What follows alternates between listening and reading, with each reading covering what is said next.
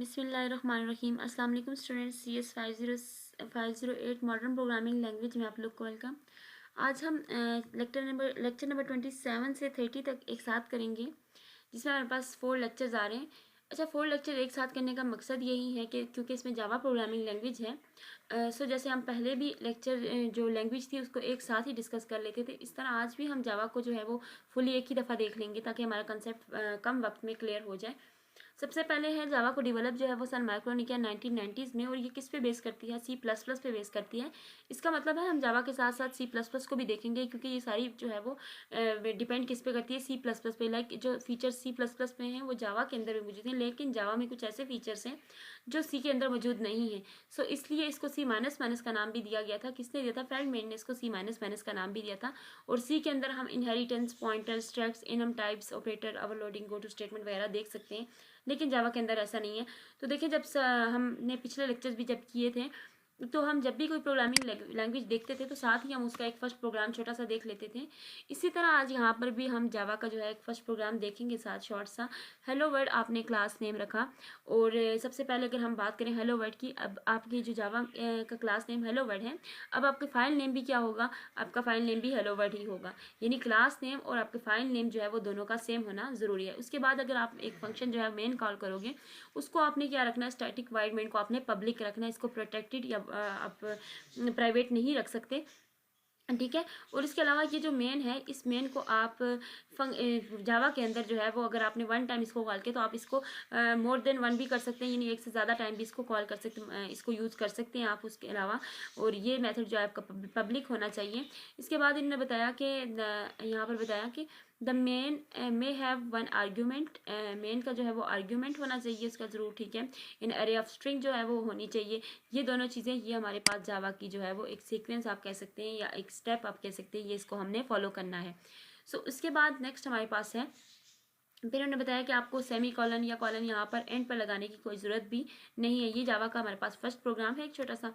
Next हम देखते हैं जावा की फाइल्स। देखिए, प्रोग्राम बनने के बाद हम क्या करते हैं? उसको फाइल में सेव करते हैं।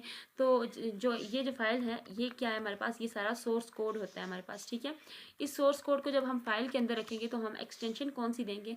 हम डाट जावा फाइल की एक्सटेंशन देंगे। यानी आपकी जो फाइल है उसका नेम क्या होना चाहिए?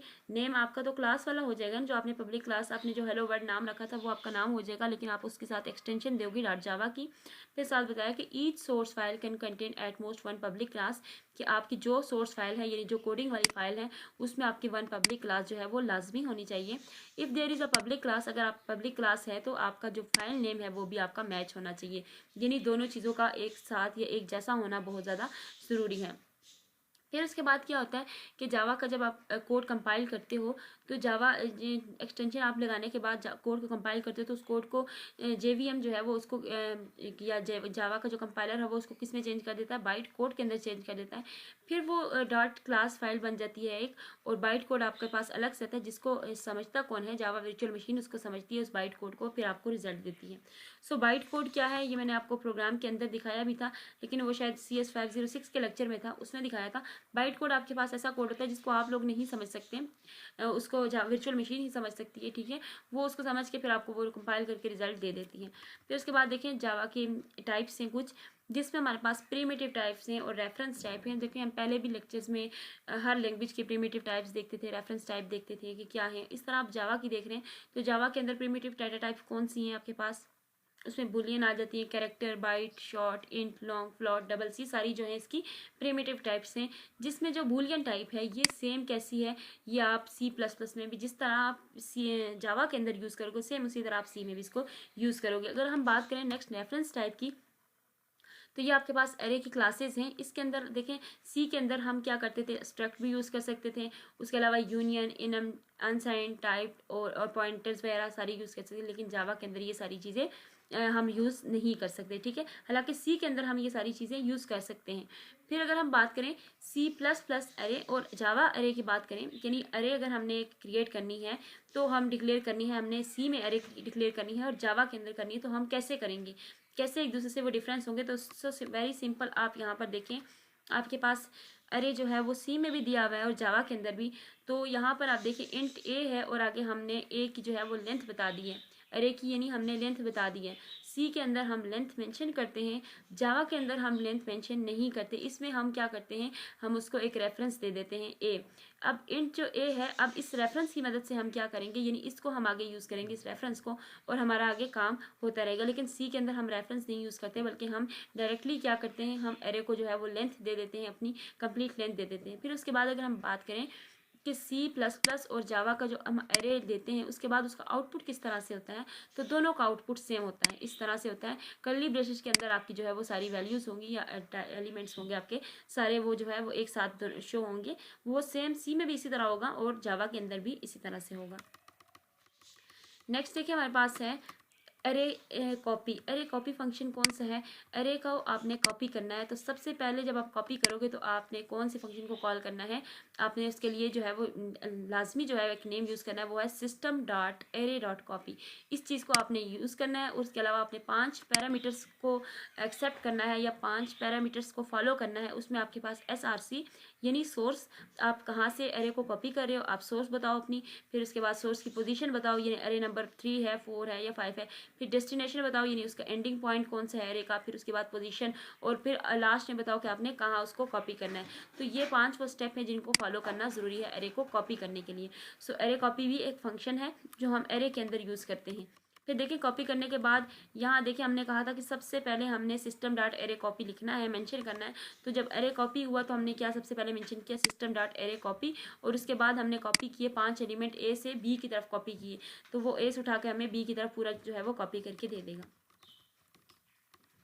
फिर हमारे पास है मल्टी डायमेंशन। मल्टी डायमेंशन अरे में इसमें क्या होगा, आप लाइक एक टेबल की तरह काम करेगा, आपके पास मल्टीपल रोज हैं और मल्टीपल कॉलम्स हैं।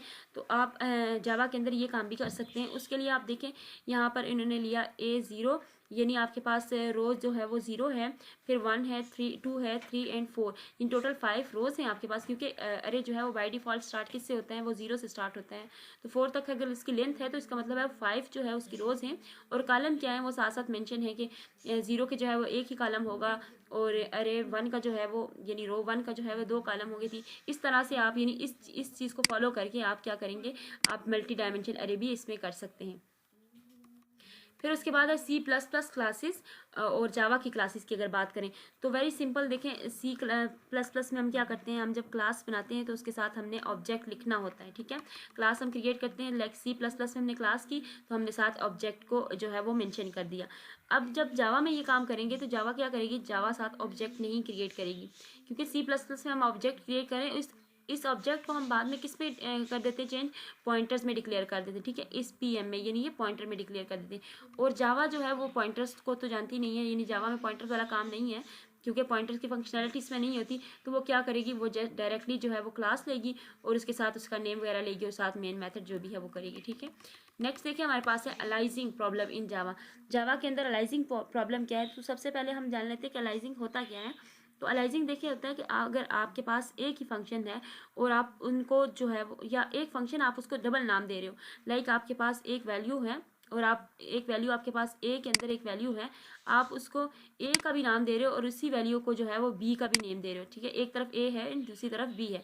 जब आप बी में चेंजिंग करोगे तो ऑटोमेटिकली ए भी चेंज होगा, जब आप ए में चेंजिंग करोगे तो ऑटोमेटिकली बी में भी चेंजिंग होगी। यानी दो फंक्शंस हैं और एक दूसरे के साथ उनका ताल्लुक क्या है, या एक दूसरे के साथ उनका ताल्लुक होना चाहिए, यानी एक चीज़ के दो नाम आप कह सकते हैं।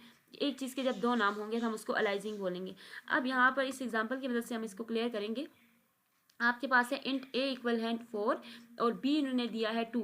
आपने 4 अरे रखे, यानी 4 एलिमेंट्स ए के अंदर रखे और बी के अंदर आपने 2 एलिमेंट्स रख दिए। फिर उन्होंने बताया कि ए जो है वो 0, उसको असाइन कर दो वैल्यू 5। तो हमने क्या किया, नेक्स्ट स्टेप में जो ए था हमारे पास वो 0 था पहले, अब हमने इसको वैल्यू असाइन करके 5 कर दी, तो ए आपके पास क्या हो गया, 5 असाइन हो गया।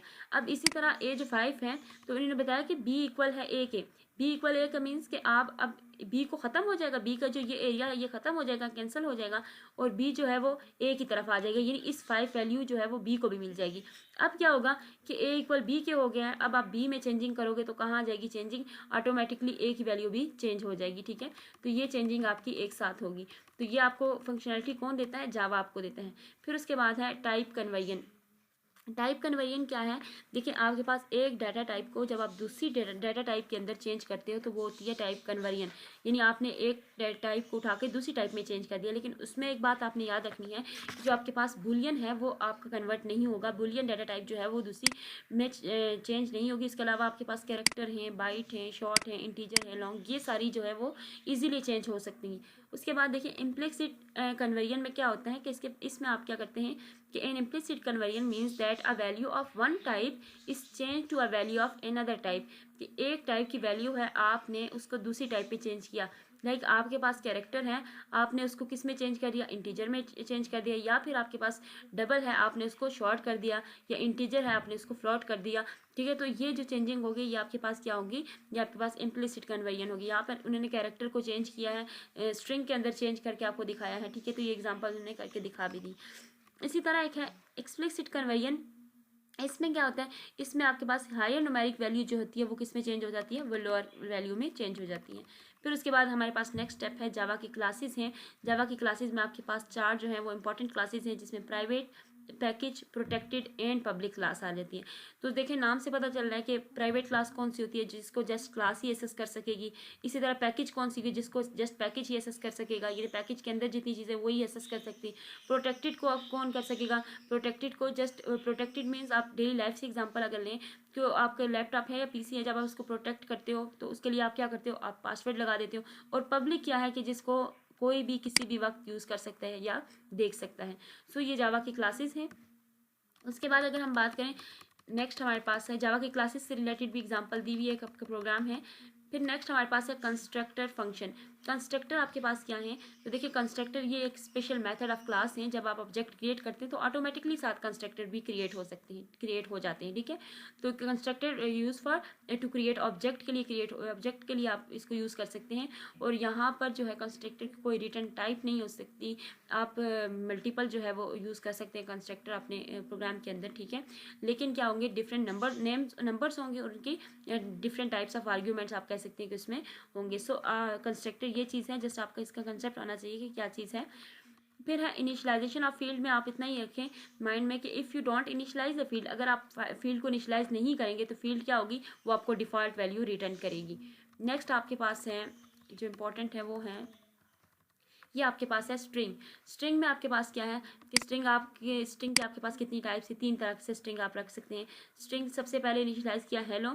ठीक है, ये आपने इन्वर्टेड कॉमास के अंदर या डबल कोटेशन, आपने कोटेशन के अंदर आपने हेलो लिखा। फिर आपने इसके लिए क्या किया? स्ट्रिंग का जो फर्स्ट लेटर था वो कैपिटल रखा आपने, और स्ट्रिंग 1 जो है वो आपने हेलो रखा, जिस तरह हम काम करते आते हैं उसके अंदर जाओगे। लेकिन ये एक टाइप को आप लेकर नहीं चल सकते, आप इस तरह भी कर सकते हैं। सेकेंड भी बताइए, थर्ड भी उसकी बता दी गई है। इसी तरह स्ट्रिंग की कंकेटिनेशन कैसे करनी है? कंकेटिनेशन के लिए वेरी सिंपल कि आपने प्लस सिंबल यूज़ करना है। ठीक है, इससे आपने कंकेटिनेशन करनी है। कंकेटिनेट क्या होता है कि 2 चीज़ों को जब आपस में मिला देते हो तो वो कंकेटिनेट हो जाती है। तो स्ट्रिंग को जब आप आपस में कंकेटिनेट करोगे तो आपने सिंबल कौन सा यूज़ करना है? आपने प्लस का सिंबल जो है वो इसके अंदर यूज़ करना है। फिर आपके पास है classes for primitive data type. Primitive data type आपके पास कौन सी हैं? बुलियंस हैं, इंटीजर हैं, डबल है और कैरेक्टर हैं। ठीक है, फिर उसके बाद आपके पास नेक्स्ट आ रहा है पैकेजेस। पैकेजेस क्या हैं? देखिए आपके पास यूज़र डिफाइंड पैकेज भी होते हैं, बिल्ट इन पैकेज होते हैं। यानी पैकेज ऐसे हैं कि सिस्टम के अंदर पहले से ऐसा कोई पार्ट आप कह सकते हैं कि जिसके अंदर आपके पास सारी चीज़ें बिल्ट इन होती हैं। ठीक है, वो उसको पैकेज बोलते हैं। साथ इस तरह नेक्स्ट टॉपिक इनहेरिटेंस का है। इनहेरिट करना, इनहेरिट मीन्स के देखें इसमें क्या है कि the support concept of inherited class is use inheritance achieve. आपके पास क्लास दी हुई है सुपर क्लास। ठीक है, फिर उसी सुपर क्लास के आगे जो है वो सब क्लास दी हुई है। इसका मतलब है इसमें जितनी भी कैरेक्टरिस्टिक्स हैं, ठीक है, सुपर क्लास में वो क्या होंगी? वो इनहेरिट कहाँ करेंगी? इसके सब क्लास के अंदर इनहेरिट करेंगी। यानी इनहेरिट मीन्स के अगर एक फादर है और उसका जो बेटा है, फादर की जो हेयर कलर है वो क्या होगा?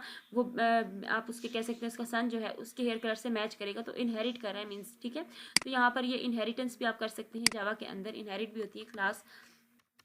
नेक्स्ट देखिए आपके पास है डायनेमिक बाइंडिंग में कंस्ट्रक्टर है आपके पास। अब कंस्ट्रक्टर आपके पास क्या है? इनको हम पहले डिस्कस कर चुके हैं कि constructor is a special method of a class. ठीक है, जब आप ऑब्जेक्ट को क्रिएट करते हैं तो ऑटोमेटिकली क्या होते हैं आपके पास? कंस्ट्रक्टर जो है वो क्रिएट हो जाते हैं। अब्स्ट्रैक्ट क्लासेस हैं। अब्स्ट्रैक्ट क्लासेस क्या है आपके पास? तो देखिए ये एक आप कह सकते हैं रिस्ट्रिक्टेड क्लास है। ये ऑब्जेक्ट को क्रिएट किए बिना नहीं काम कर सकती। लाइक आप एब्स्ट्रैक्ट का कीवर्ड जो है आप ज़रूर यूज़ करोगे क्लास के साथ, तो तभी आपकी क्लास जो है वो एब्स्ट्रैक्ट होगी, अदरवाइज नहीं होगी, ठीक है। यानी आपको इसको विदाउट कीवर्ड इसको या इस एब्स्ट्रैक्ट के वर्ड के बगैर आप इसको डिफाइन नहीं कर सकते। नेक्स्ट हमारे पास है इंटरफेस। इंटरफेस के अंदर क्या है, इंटरफेस भी एब्स्ट्रैक्ट की टाइप है, जो क्या करती है, वो जो बिहेवियर को जो है वो डिस्क्राइब करती है मजीद। ये टाइप किसकी है, इसी कंस्ट्रक्टर की टाइप, इस एब्स्ट्रैक्ट की टाइप है इंटरफेस, और ये आपके बिहेवियर को जो है वो एक्सप्लेन करती है। नेक्स्ट हमारे पास मोस्ट इंपॉर्टेंट टॉपिक है एक्सेप्शन हैंडलिंग इन जावा। तो सबसे पहले अगर हम बात करें एक्सेप्शन की, एक्सेप्शन क्या होता है, तो देखिए हम डेली लाइफ से एक एग्जांपल लें कि एक स्टूडेंट है, वो डेली स्कूल जाता है, तो वो डेली अपनी बाइक पे जाता है या कार पे जाता है। तो बाय चांस ऐसा हो कि रास्ते में अगर वो जा रहा है और उसकी गाड़ी का जो है वो टायर पंचर हो जाए, तो टायर पंचर होने पर क्या होगा कि उसको अचानक से ये प्रॉब्लम सॉल्व आया ना, तो उसको हम कहेंगे कि एक्सेप्शन हुई है, ठीक है। यानी उसको इस चीज़ की उम्मीद नहीं थी कि ये काम होगा और वो काम हो गया, तो वो होती है एक्सेप्शन। इसी तरह आप जब प्रोग्राम लिखते हो, अपने जावा के अंदर कोड लिखते हो, तो आपको इस चीज़ का नहीं उम्मीद होती कि ये चीज़ आएगी, लेकिन बाय चांस वो काम हो जाता है। फिर उसको कौन हैंडल करता है, फिर उसको जो आपका कंपाइलर है या JVM है वो उसको देखती है, इस प्रॉब्लम को सॉल्व करती है उसके बाद। सो एक्सेप्शन ये चीज़ होती है। एरर क्या होते हैं, एरर वो होते हैं जो आपसे बाय चांस आपके प्रोग्राम के अंदर या आपके कोड के अंदर जो है वो आपसे हो जाए, गलतियां हो जाती हैं, मिस्टेक हो जाती है, जिसकी वजह से आपको जो है वो आपकी मशीन जो है वो या कंपाइलर जो है वो आपको एरर देती है। अब ये जो एक्सेप्शन है इसको जावा हैंडल भी करता है, ठीक है, एक्सेप्शन को हैंडल भी करता है। यानी एक्सेप्शन क्या होता है वो हम समझ चुके हैं। अब इसको जावा हैंडल किस मेथड से करेगा, उसके लिए उसने बताया कि जावा के पास जो है वो एक्सेप्शन हैंडल करने के लिए ट्राई एंड कैच का मेथड हमें प्रोग्राम के अंदर अप्लाई करना है। यानी आप पहले से अपने प्रोग्राम के अंदर इन चीज़ों को ऐड कर दो, ट्राई एंड कैच को, यानी ट्राई लगा दो। इससे क्या होगा कि वो एक्सेप्शन अगर होंगी तो वो ट्राई करेगा, ट्राई करने के बाद वो डायरेक्टली किसकी तरफ चला जाएगा, कैच की तरफ। तो आपके एक्सेप्शन जो है वो ऑटोमेटिकली कैच हो जाएंगे। उसमें कुछ क्या है, चेक्ड हैं और अनचेक्ड एक्सेप्शन है। सबसे पहले अगर हम चेक्ड की बात करें तो exception of class error and run time exception are called unchecked exception. Unchecked exception कौन सी होती है, जो रन टाइम पे आपके पास आती हैं वो होती हैं, और बाकी जो सारी एक्सेप्शन है वो कौन सी होती है, वो चेक्ड एक्सेप्शन होती है, ठीक है। जस्ट इतना कंसेप्ट आपने माइंड में रखना है कि रन टाइम जो एरर होते हैं, एक्सेप्शन होते हैं, वो आपके अनचेक्ड होती हैं, और बाकी सारी जो होती हैं वो चेक्ड एक्सेप्शन होती हैं। एक्सेप्शन को हैंडल करने के लिए ट्राई एंड कैच का मेथड जो है वो जावा अप्लाई करती है। उसके बाद है आपके पास other design choices. The exception handle parameter C++ है लिमिटेड पर्पज। C++ में कैसे करते हैं, उसके लिए C++ में भी बता दिया कि आप देखें any exception dot gate dot class dot gate name, ये वाला मेथड कॉल करने से होगा, ठीक है। नेक्स्ट हमारे पास है finally class. Finally class means कि वही ट्राई एंड कैच को अभी लगा के फाइनली आपको जो है वो ट्राई एंड कैच से जब आपका प्रोग्राम आउट हो जाएगा तो आपको फाइनली जो है वो रिजल्ट मिल जाएगी। नहीं एक्सेप्शन नहीं होगी तो आपको फाइनली क्या होगा, आपको रिजल्ट मिल जाएगा।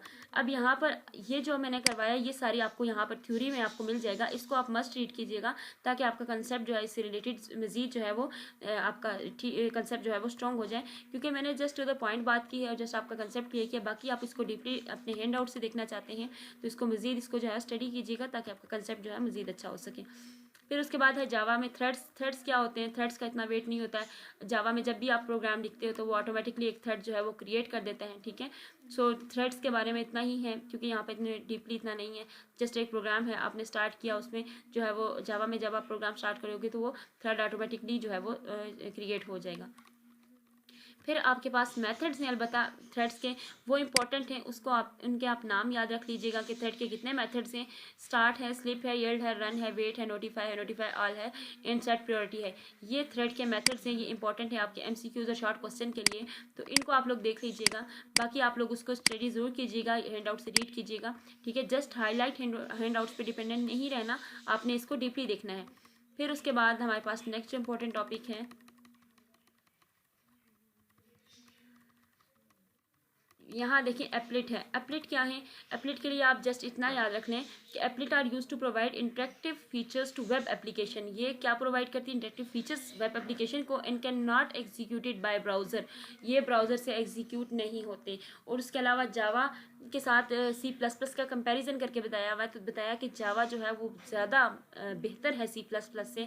अब उसकी रीज़न बता दी गई कि किस रीज़न से जो है वो बेहतर है, उसके लिए बताया उन्होंने कि सबसे पहले बात जो है वो ये है कि इसमें ऑब्जेक्ट हैंडल है, इनिशियलाइज किससे होते हैं, नल से होते हैं, ठीक है। उसके अलावा बाइट कोड वेरिफिकेशन होती है इसके अंदर। फिर उसके अंदर बताया कि टाइप कन्वर्जन है। सो ये वो सारे पॉइंट्स हैं जिसकी वजह से जावा को जो है वो ज़्यादा बेहतर कहा जा सकता है C++ की बनिस्बत। ज़्यादा बेहतर इसी वजह से है कि उसमें ये सारे काम है। सो इसको रीड मस्ट कीजिएगा, ठीक है। और होप सो कि आपको समझ आ गई होगी। हमारे यहाँ पर आज का लेक्चर खत्म होता है, मिलते हैं नेक्स्ट लेक्चर में। ओके, अल्लाह हाफिज़।